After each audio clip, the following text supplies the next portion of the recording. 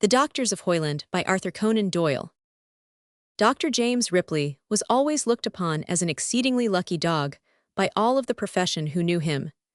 His father had preceded him in a practice in the village of Hoyland, in the north of Hampshire, and all was ready for him on the very first day that the law allowed him to put his name at the foot of a prescription. In a few years the old gentleman retired and settled on the south coast, leaving his son in undisputed possession of the whole countryside. Save for Dr. Horton, near Basingstoke, the young surgeon had a clear run of 6 miles in every direction, and took his £1,500 a year, though, as is usual in country practices, the stable swallowed up most of what the consulting room earned. Dr. James Ripley was 32 years of age, reserved, learned, unmarried, with set, rather stern features, and a thinning of the dark hair upon the top of his head, which was worth quite 100 a year to him. He was particularly happy in his management of ladies. He had caught the tone of bland sternness and decisive suavity which dominates without offending. Ladies, however, were not equally happy in their management of him. Professionally, he was always at their service. Socially, he was a drop of quicksilver. In vain, the country mammas spread out their simple lures in front of him. Dances and picnics were not to his taste, and he preferred during his scanty leisure to shut himself up in his study and to bury himself in Virchow's archives and the professional journals. Study was a passion with him, and he would have none of the rust which often gathers round a country practitioner. It was his ambition to keep his knowledge as fresh and bright as at the moment when he had stepped out of the examination hall. He prided himself on being able at a moment's notice to rattle off the 7 ramifications of some obscure artery, or to give the exact percentage of any physiological compound. After a long day's work, he would sit up half the night performing iridectomies and extractions upon the sheep's eyes sent in by the village butcher, to the horror of his housekeeper, who had to remove the debris next morning. His love for his work was the one fanaticism which found a place in his dry, precise nature. It was the more to his credit that he should keep up to date in his knowledge, since he had no competition to force him to exertion. In the 7 years during which he had practiced in Hoyland, 3 rivals had pitted themselves against him, 2 in the village itself, and 1 in the neighboring hamlet of Lower Hoyland. Of these one had sickened and wasted, being, as it was said, himself the only patient whom he had treated during his 18 months of ruralizing. A second had bought a 4th share of a Basingstoke practice, and had departed honorably, while a third had vanished one September night, leaving a gutted house and an unpaid drug bill behind him. Since then the district had become a monopoly, and no one had dared to measure himself against the established fame of the Hoyland doctor.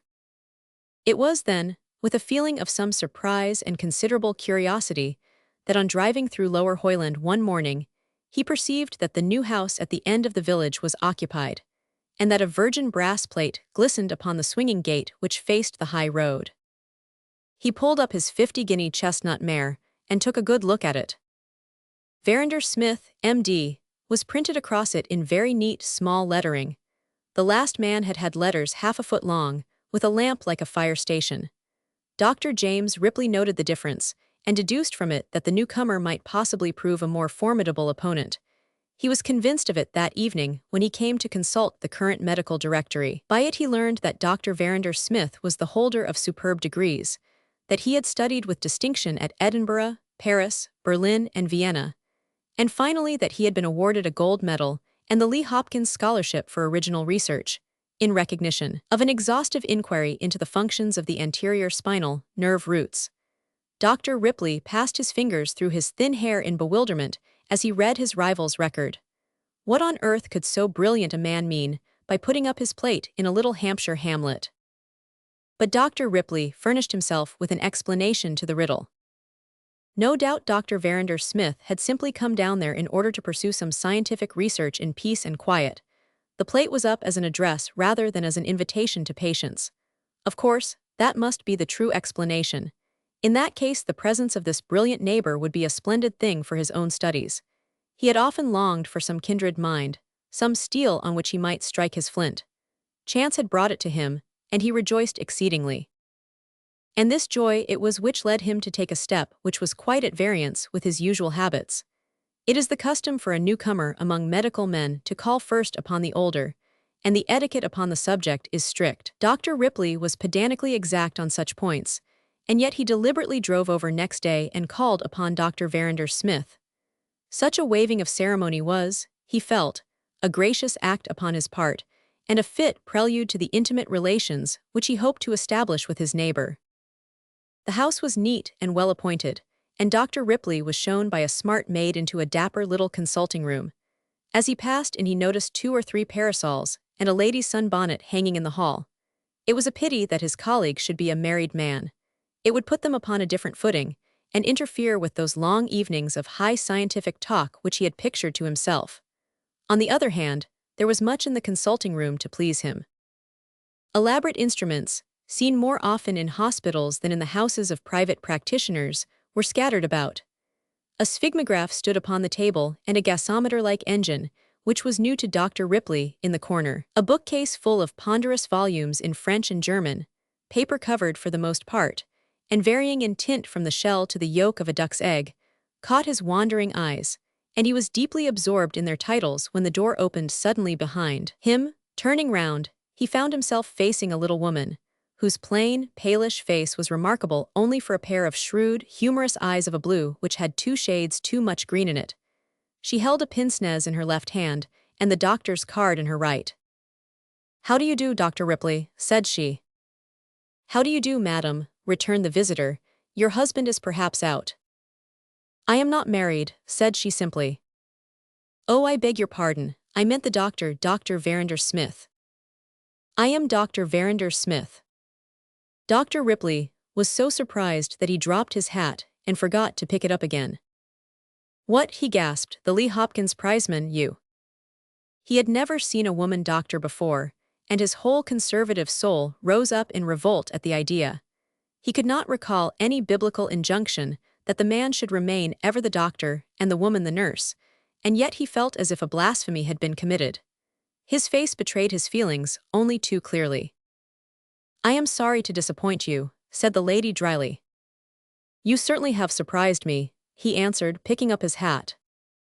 "You are not among our champions, then?" "I cannot say that the movement has my approval." "And why?" "I should much prefer not to discuss it." "But I am sure you will answer a lady's question." "Ladies are in danger of losing their privileges when they usurp the place of the other sex. They cannot claim both." "Why should a woman not earn her bread by her brains?" Dr. Ripley felt irritated by the quiet manner in which the lady cross-questioned him. "I should much prefer not to be led into a discussion, Miss Smith." "Dr. Smith," she interrupted. "Well, Dr. Smith, but if you insist upon an answer, I must say that I do not think medicine a suitable profession for women, and that I have a personal objection to masculine ladies." It was an exceedingly rude speech, and he was ashamed of it the instant after he had made it. The lady, however, simply raised her eyebrows and smiled. "It seems to me that you are begging the question," said she. "Of course, if it makes women masculine, that would be a considerable deterioration." It was a neat little counter, and Dr. Ripley, like a pinked fencer, bowed his acknowledgment. "I must go," said he. "I am sorry that we cannot come to some more friendly conclusion since we are to be neighbors," she remarked. He bowed again and took a step towards the door.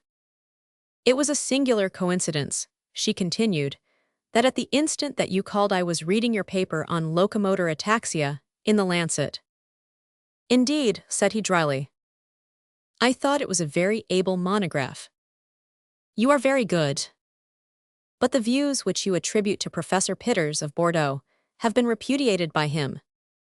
"I have his pamphlet of 1890, said Dr. Ripley angrily.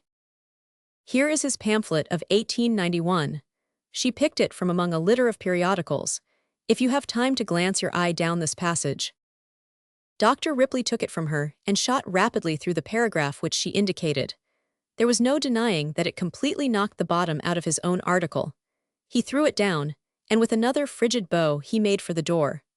As he took the reins from the groom, he glanced round and saw that the lady was standing at her window, and it seemed to him that she was laughing heartily. All day the memory of this interview haunted him. He felt that he had come very badly out of it. She had showed herself to be his superior on his own pet subject. She had been courteous while he had been rude, self-possessed when he had been angry. And then, above all, there was her presence, her monstrous intrusion to rankle in his mind. A woman doctor had been an abstract thing before, repugnant but distant. Now she was there in actual practice, with a brass played up just like his own, competing for the same patients. Not that he feared competition, but he objected to this lowering of his ideal of womanhood. She could not be more than 30, and had a bright, mobile face, too. He thought of her humorous eyes, and of her strong, well-turned chin. It revolted him the more to recall the details of her education. A man, of course, could come through such an ordeal with all his purity, but it was nothing short of shameless in a woman. But it was not long before he learned that even her competition was a thing to be feared. The novelty of her presence had brought a few curious invalids into her consulting rooms, and once there, they had been so impressed by the firmness of her manner, and by the singular, new-fashioned instruments with which she tapped, and peered, and sounded, that it formed the core of their conversation for weeks afterwards. And soon there were tangible proofs of her powers upon the countryside. Farmer Eighton, whose callous ulcer had been quietly spreading over his shin for years back under a gentle regime of zinc ointment, was painted round with blistering fluid, and found, after 3 blasphemous nights, that his sore was stimulated into healing. Mrs. Crowder, who had always regarded the birthmark upon her second daughter Eliza as a sign of the indignation of the Creator at a 3rd helping of raspberry tart which she had partaken of during a critical period, learned that, with the help of 2 galvanic needles, the mischief was not irreparable. In a month Dr. Verinder Smith was known, and in 2 she was famous. Occasionally, Dr. Ripley met her as he drove upon his rounds. She had started a high dog cart, taking the reins herself, with a little tiger behind. When they met, he invariably raised his hat with punctilious politeness, but the grim severity of his face showed how formal was the courtesy. In fact, his dislike was rapidly deepening into absolute detestation. The unsexed woman was the description of her which he permitted himself to give to those of his patients who still remained staunch. But indeed, they were a rapidly decreasing body, and every day his pride was galled by the news of some fresh defection. The lady had somehow impressed the country folk with almost superstitious belief in her power, and from far and near they flocked to her consulting room. But what galled him most of all was, when she did something which he had pronounced to be impracticable. For all his knowledge, he lacked nerve as an operator, and usually sent his worst cases up to London. The lady, however, had no weakness of the sort, and took everything that came in her way. It was agony to him to hear that she was about to straighten little Alec Turner's clubfoot, and right at the fringe of the rumor came a note from his mother, the rector's wife, asking him if he would be so good as to act as chloroformist. It would be inhumanity to refuse, as there was no other who could take the place, but it was gall and wormhood to his sensitive nature. Yet, in spite of his vexation, he could not but admire the dexterity with which the thing was done. She handled the little wax-like foot so gently, and held the tiny tenotomy knife as an artist holds his pencil. One straight insertion, one snick of a tendon, and it was all over without a stain upon the white towel which lay beneath. He had never seen anything more masterly, and he had the honesty to say so, though her skill increased his dislike of her. The operation spread her fame still further at his expense, and self-preservation was added to his other grounds for detesting her. And this very detestation, it was which brought matters to a curious climax.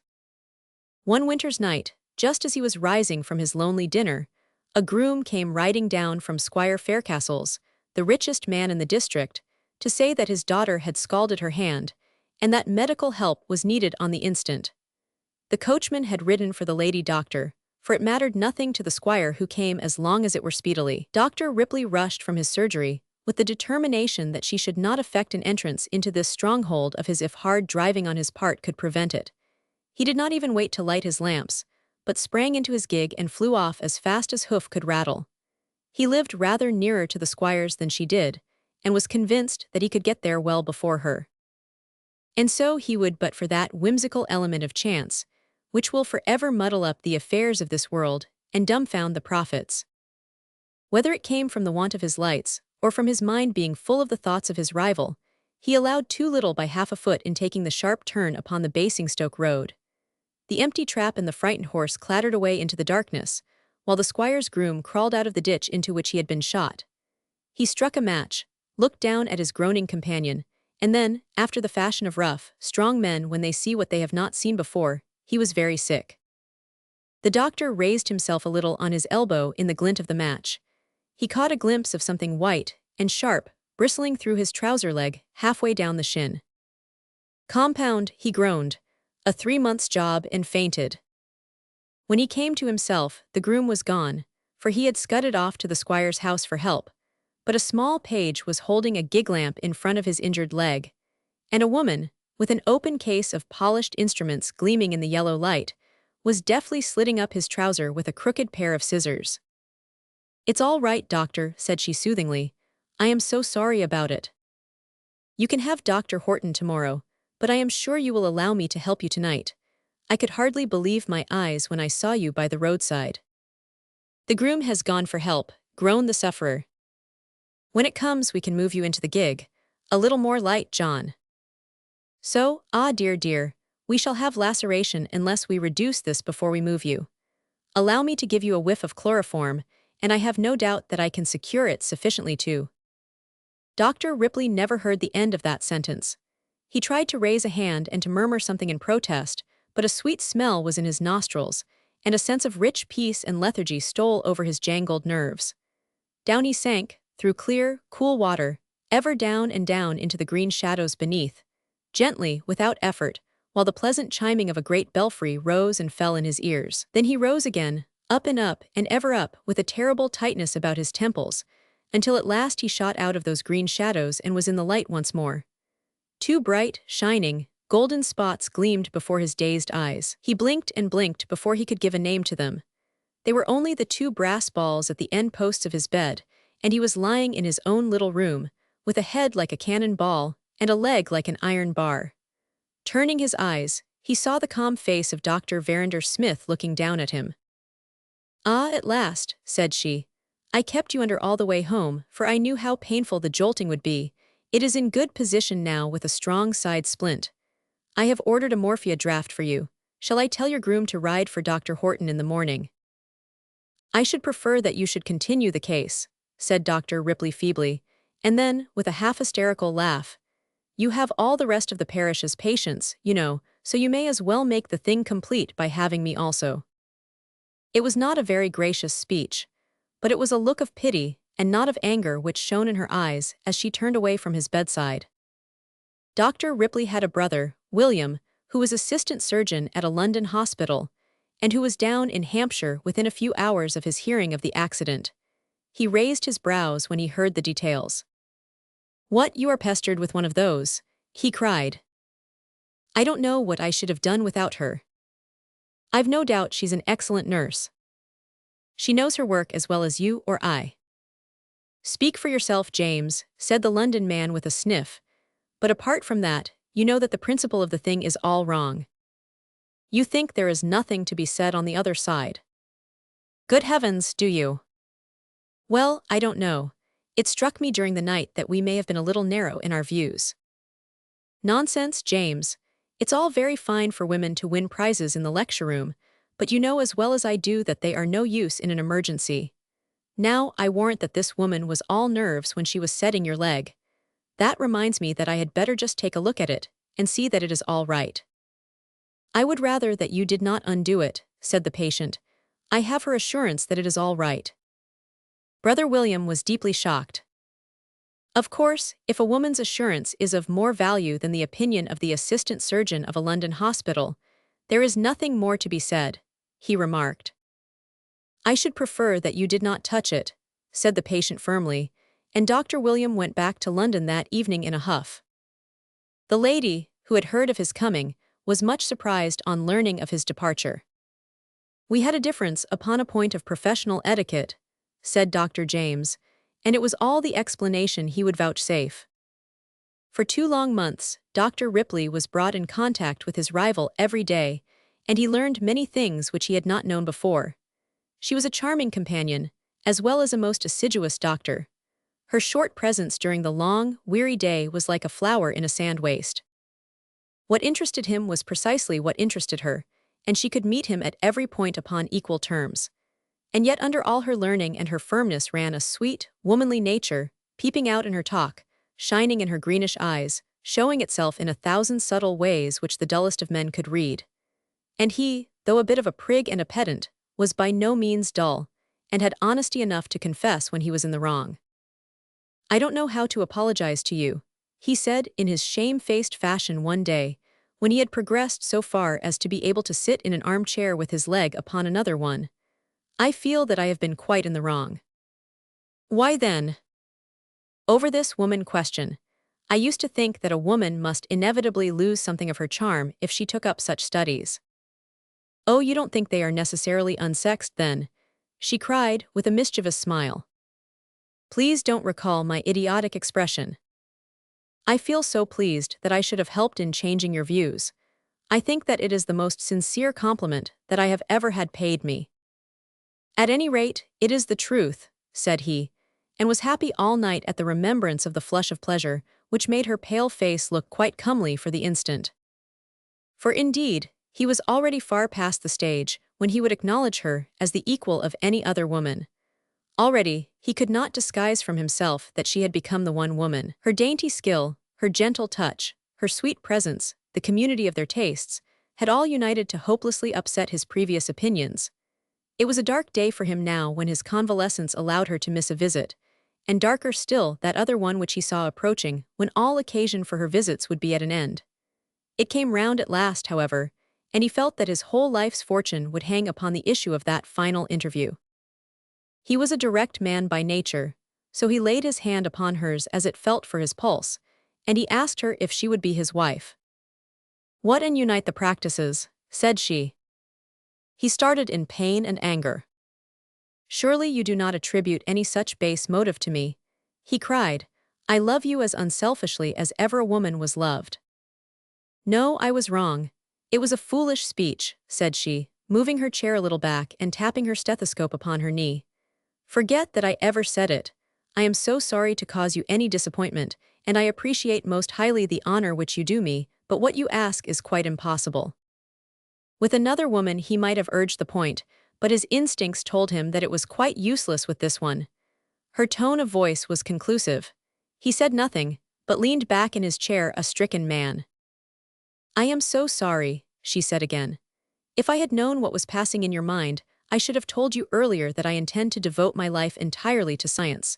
There are many women with a capacity for marriage, but few with a taste for biology. I will remain true to my own line, then. I came down here while waiting for an opening in the Paris Physiological Laboratory. I have just heard that there is a vacancy for me there, and so you will be troubled no more by my intrusion upon your practice. I have done you an injustice just as you did me one. I thought you narrow and pedantic, with no good quality. I have learned during your illness to appreciate you better, and the recollection of our friendship will always be a very pleasant one to me." And so it came about that in a very few weeks there was only one doctor in Hoyland. But folks noticed that the one had aged many years in a few months, that a weary sadness lurked always in the depths of his blue eyes, and that he was less concerned than ever with the eligible young ladies whom chance, or their careful country mammas, placed in his way.